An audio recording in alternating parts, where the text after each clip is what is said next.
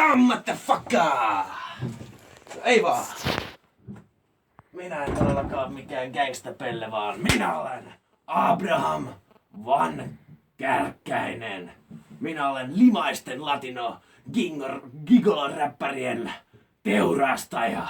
Ja tänään teurastusvuorossa on DJ Mendes.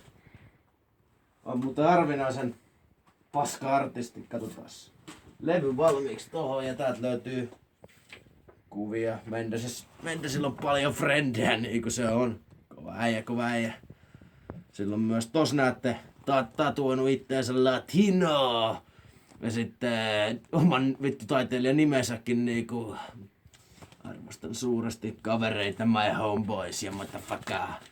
Siellä jotain tietoa noista paskoista biiseistä. On se sentään itse tehnyt ja siltä kuulostaakin. Ja tää on lopetettava Siinä on joku, no en mä tosta vitti No siinä Mendesillä on vielä hyvä hetkensä en tiedä varmaan tuo kuvottava gigolo on vielä elossa, mutta levylle käy nyt näin.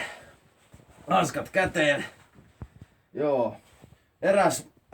Erästä muusikko on tehnyt myös yhdelle levylle. Hän on pilkkunut Machine Gunin Burning Red-levyn, mikä oli minusta hieman outoa, koska minä ainakin tykkään kuseisesta levystä, että varsinkin nimibiisistä, mutta en tiedä sitten meneekö meillä toistepäin, että kyseinen tuon levyn rikkoa pitää sitten DJ Mendesistä, että en mennä siihen. No niin, laulaisin vielä hetken suosikkibändini Buried Sanityn sanoituksia biisiä Language of the X. Do you speak? Yeah! Do you speak? Oh! Do you speak? I said, do you fucking speak? Language of the X Mendes!